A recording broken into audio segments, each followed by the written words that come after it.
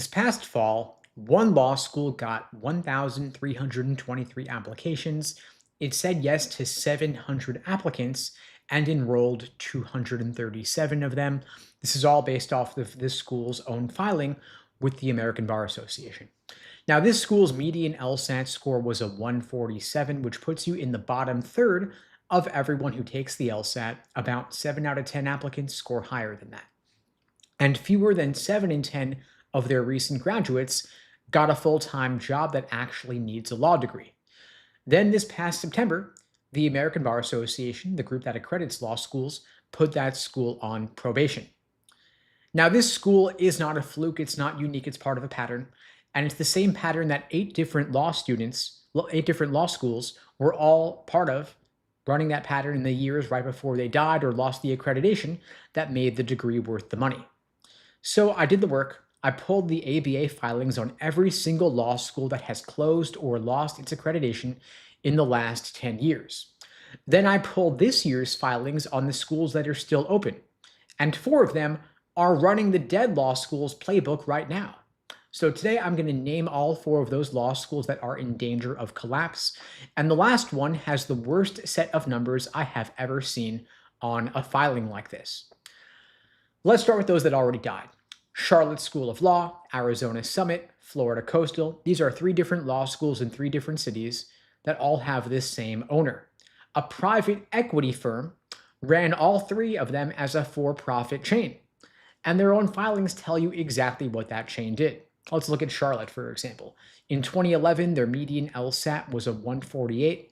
Over the next few years, their median dropped to 142. And you would think a school watching its LSAT scores drop would get smaller, it'd get more careful, but Charlotte did the opposite. It grew, it expanded. It went from about 800 students to over 1,400. They lowered the bar, and then they packed up the room. Arizona Summit ran the same play. Their median slid from a 148 down to the low 140s, and their enrollment climbed past 1,000. Now, Florida Coastal was the biggest of the 3, nearly 1,800 students at its peak, with a median stuck in the mid-140s. So the chain reaction here is simple. Low scores coming in means low bar passage going out. That's just what the numbers say about those scores. This is not a knock on any one student, but if your graduates can't pass the bar, they can't get licensed. And if they can't get licensed, they can't get the jobs. And if they can't get the jobs, then they can't pay off their student loans. Because, of course, you borrow the money with the assumption that you'll be able to pay it off based on your earning power after graduation. And there are, of course, accrediting bodies watching closely what happens here. The American Bar Association wants enough of a school's graduates to eventually pass the bar, and the government wants the loans they're handing out to actually lead somewhere. And so when a school is failing for long enough, the ABA pulls the accreditation and the government cuts off the loans, and the school folds. They close up. So in 2017, the Department of Ed cut off Charlotte's federal loans, and the ABA put it on probation. Charlotte was gone by the end of that year. Arizona Summit lost its accreditation and shut down in 2018. Florida Coastal hung on till 2021, then closed after the summer term. So these are 3 different law schools with thousands of students stuck with debt for a degree from a place that doesn't exist anymore. And those 3 weren't alone. Valparaiso in Indiana stopped admitting students in 2018, and they taught their last class in 2020. Whittier in California was actually the first ABA law school in the country to announce it was closing back in 2017. Golden Gate in San Francisco shut down its JD program in 2024 and shipped off its last students to other schools to finish. That's 6 schools just gone. Then there are 2 more that technically didn't close. They did something worse.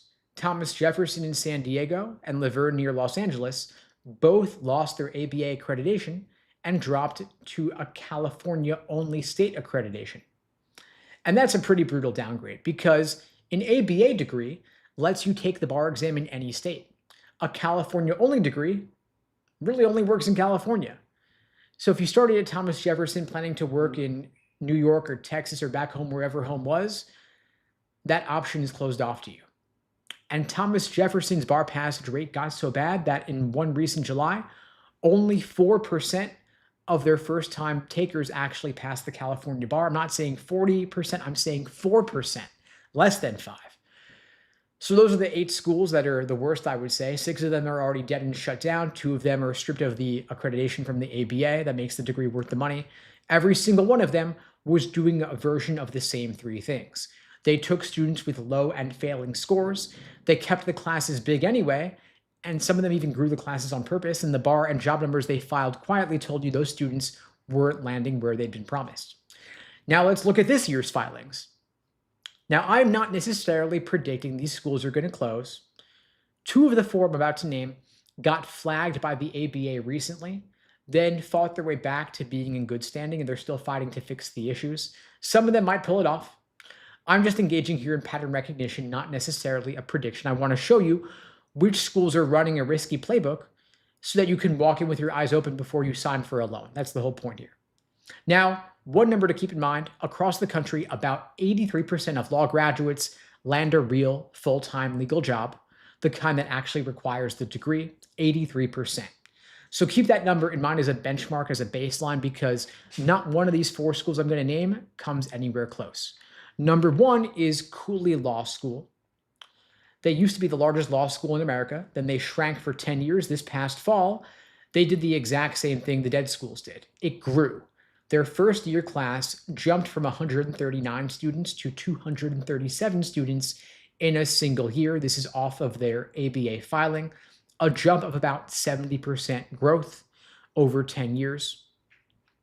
Sorry, just in 1 year, actually. They were shrinking for 10 years prior. Their median LSAT is at a 147.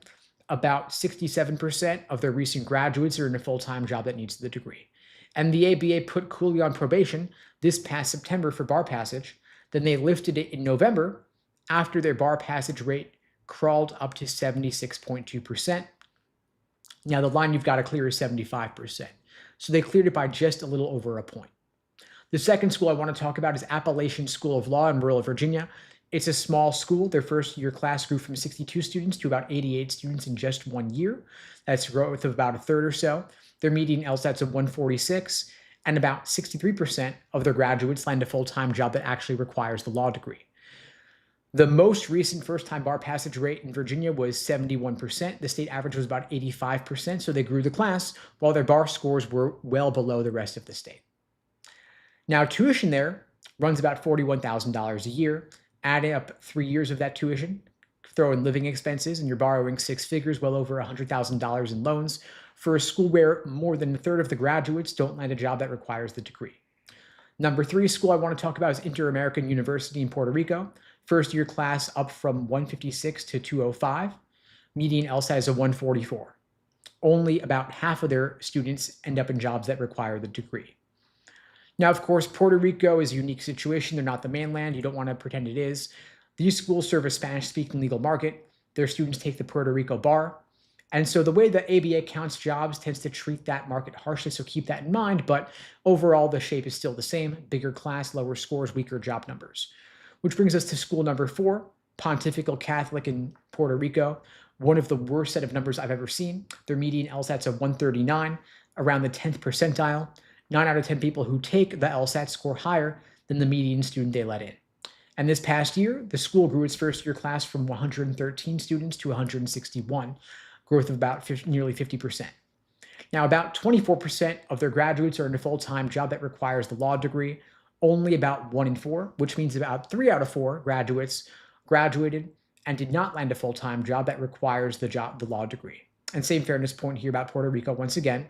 This school, like Cooley, got flagged by the ABA, then climbed back into good standing. So it's not going anywhere tomorrow, but look at the trends again.